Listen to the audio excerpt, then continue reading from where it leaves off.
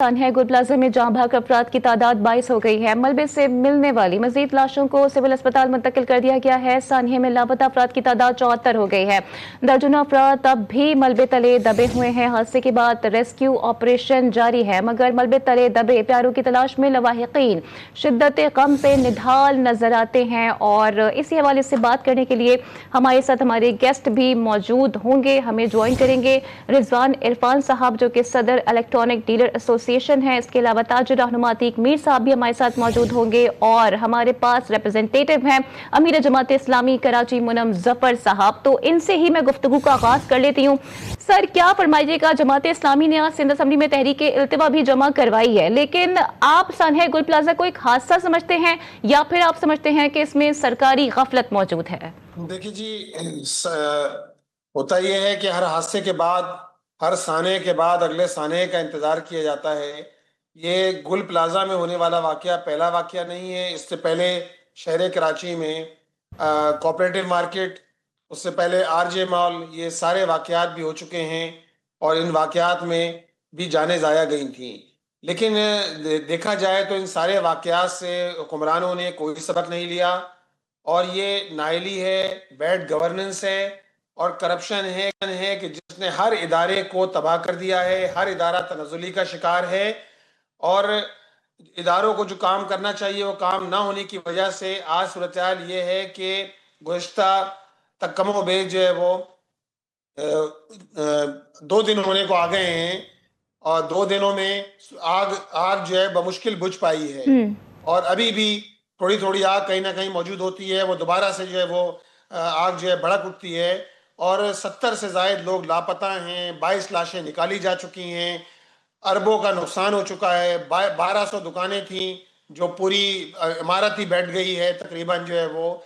तो ऐसी सूरत हाल के अंदर तो जिम्मेदार हुक्मरान हैं। हुक्मरान वो तबका है कि जिसके पास इख्तिदार है, इख्तियार है, जो डिलीवर करने में नाकाम हो चुका है, जिसको पहले ही इन इदारों को अगर अपना काम ये इदारे कर रहे होते तो शायद ये हालात नहीं होते। अब मुझे बताइए कि बिल्डिंग कोड मौजूद है, इस बिल्डिंग कोड पे कितना अमल दरामद कराया जाता है? शहर कराची की पुरानी इमारतें हों या नई इमारतें हों, 75 से 85-80% इमारतें वो हैं कि जहां ये अलार्म सिस्टम मौजूद नहीं है, एग्जिट रूट है या नहीं है किसी को इल्म नहीं है, वेंटिलेशन का कोई इंतजाम नहीं होता, बिल्डिंग कोड पर अमल दरामद नहीं कराया जाता और इमारतों को एनओसी दे दिया जाता है सिंध बिल्डिंग कंट्रोल अथॉरिटी की जानिब से, जो खुद एक करप्शन का गढ़ बन चुका है, जिसके नतीजे में ये हादसा रोजमर्रा का मामूल बन गए हैं। अब आप देखिए, फायर स्टेशन और फायर के इसी तरह आग बुझाने की जो गाड़ियां हैं, क्या ज़रूरत है, कितनी गाड़ियां होना चाहिए हैं, कितना अमला होना चाहिए है, ये सारी चीज़ें उस वक्त सामने आ रही हैं कि जब इतना बड़ा हादसा पेश आ चुका है।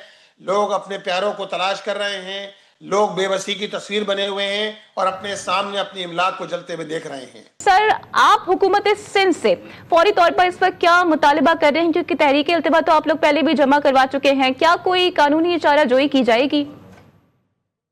तहरीक इल्तिवा हमने असेंबली में जमा करा दी है और हुकूमत सिंध जो 18 घंटे बाद सीएम साहब आए, 23 घंटे बाद मुर्तज़ा वहाब साहब को तौफीक हुई। अब इनसे क्या मुतालबा किया जाए उन हुक्मरानों से जिन्होंने इंसानों से उनके जीने का हक छीन लिया है, जो लोगों को नहीं चाहते कि कराची के शहरी जिए। आप देखें, कभी लोग गटरों में गिर रहे हैं, कभी कुत्ते के कांटे के वाकयात में इजाफा हो रहा है, इसी तरह डंपर टैंकर की टक्करों से लोग जो है वो जाँ बाक हो रहे हैं।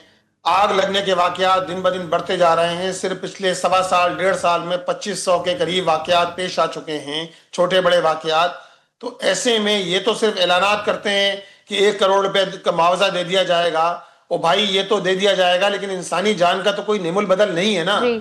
आप मुझे बताइए, इन लोगों से क्या मुतालबा किया जाए कि जो खुद ये इस बात का इकरार कर रहे हैं ताजिर बरादरी के कहने पे, कारोबारी बरादरी के कहने पर, कि 5-5 करोड़ के भत्ते की पर्चियां मौसूल हो रही हैं। जरा ये इस बात का भी तो जवाब दें कि 5-5 करोड़ के भत्ते की पर्चियां कौन दे रहा है, उनके खिलाफ क्या कार्रवाई की गई है।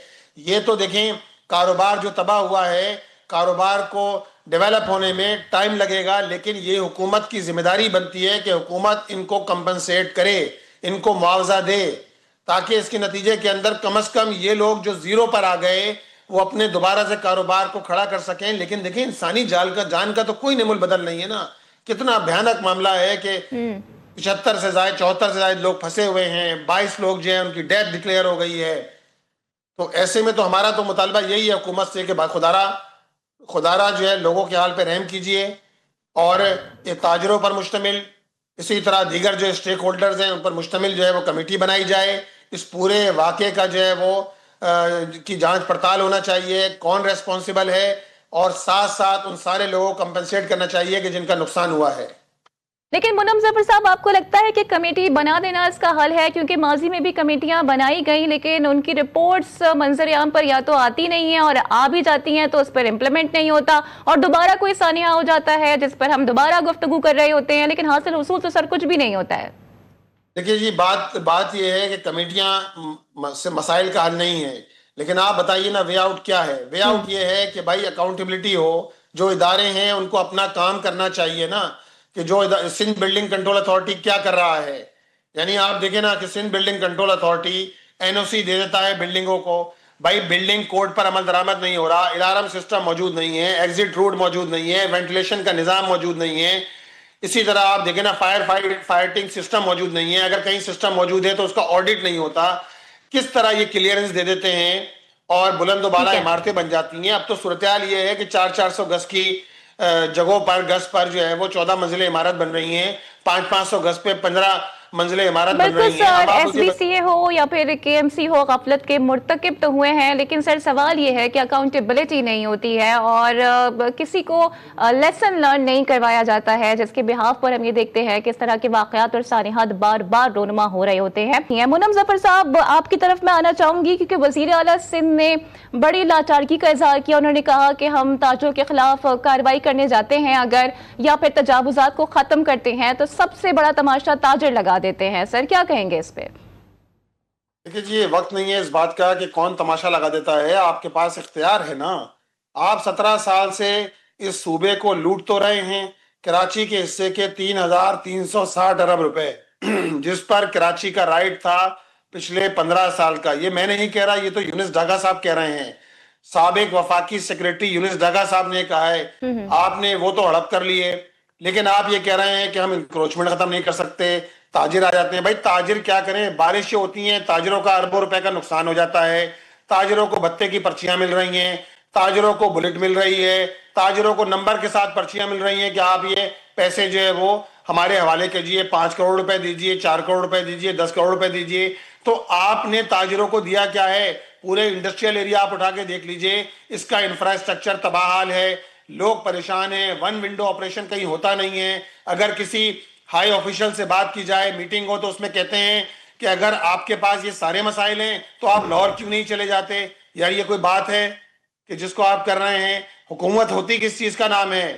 آپ چاہتے ہیں, آپ اگر چاہیں تو سب کچھ کروا سکتے ہیں, لیکن آپ کے اندر, جب حکمرانوں کے اندر ول موجود نہیں ہوگی, جب سارا فوکس اس بات پر ہوگا کہ ہمیں صرف اور صرف کرپشن کرنا ہے, ہمیں لوٹ مار کرنا ہے, ہمیں شہر کو فیسیلیٹیٹ نہیں کرنا, تو یہ ساری چیزیں ہوتی ہیں کہ پھر الزام در بل ایک دوسرے پر جو ہے وہ آپ بات تو کر سکتے ہیں. لیکن ریئلٹی ہے نا, جو کچھ ہم دیکھ رہے ہیں اس شہر کے اندر وہ حقائق ہیں کہ اس شہر کو کے اندر ڈیولپمنٹ نہیں ہو رہی, اس شہر کا انفراسٹرکچر تباہ حال ہے, اس شہر کو پانی نہیں مل رہا, اس شہر کا فائر بریگیڈ کا نظام بوسیدہ ہو چکا ہے, جو پچھلے 43 آورس کے اندر بھی آگ بجھانے میں ناکام ہو گیا ہے, لوگوں کو ریسکیو کرنے میں ناکام ہو گیا.